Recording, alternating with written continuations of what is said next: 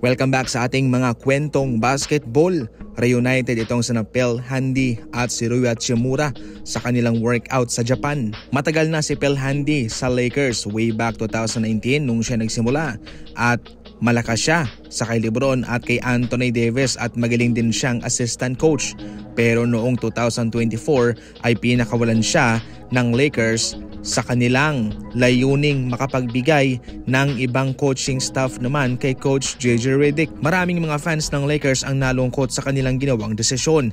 Pero kahit papano, ngayon ay nagkita muli sina Rui Hachimura and Phil Handy. Malaki po ang naitulong ni Phil Handy kay Rui Hachimura. Yung kanyang opensa ay nag-improve, pati yung kanyang catch and shoot sa 3-point line ay malaki din po ang in-improve dahil din yan kay Phil Handy. Ganun talaga kahit nang malakas ka sa ibang mga star player at magaling kang coach, kung gusto ng isang organisasyon o ng isang NBA team na gumawa ng pagbabago ay tsak na masasagasaan ka. Gayunpaman, inaasahan na rin yan ni Phil Handy na ganun talaga ang buhay ng isang NBA coach. Minsan nandyan ka, minsan wala, minsan nasa ibang team ka na. Sa pagpatuloy ng pag-ugong ng mga samut-saring balita patungkol sa kanyang extension ay patuloy pa rin namang nakafocus itong si Rui Hachimura sa kanyang sarili at nakahanda sa anumang gagawin ng Los Angeles Lakers na desisyon para sa kanya.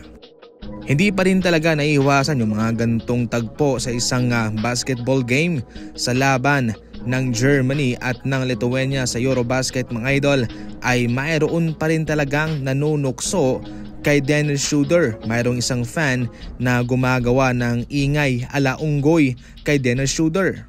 Sensitibo na ang mundo patungkol dyan, especially mismo sa basketball. Hindi ito tinotolerate at kapag ikaw ay nakita, tiyak na maaharap ka sa kaparusahan. Ayon sa impormasyon, 2 tao ang na-eject sa arena ng Tampere. Sa kasunod naman na impormasyon, mayroong isang fan doon sa 2 na-eject ang tuluyang na-ban for life para hindi na maka-attend sa tournament. Yung panunukso, normal lang yan, pero kung umabot ka na sa ganyang level ay hindi na normal yan. May something na sayo. Ang ginawang hakbang na ito ng FIBA ay nagpapakita lamang kung gaano sila kaseryoso at estrikto sa mga gantong pangyayari.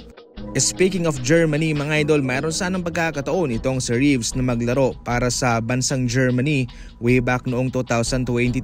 Salamat sa kanyang lola na mayroong dugong German. Sa panahong nirecruit na nga ng Germany itong si Reeves ay wala rin po siyang guaranteed na minuto sa Los Angeles Lakers at doon sa Germany ay tsak na mabibigyan talaga siya ng kanyang gustong papel na front row starting lineup pa. Kaso nga lang mas naging matimbang pa rin sa kanya ang Team USA nung siya'y nirecruit din naman way back 2023. Kung sakaling pumayag lang itong si Reeves ay pwede niya sanang makasama sina Dennis Schroeder and Franz Wagner sa kanilang World Cup run.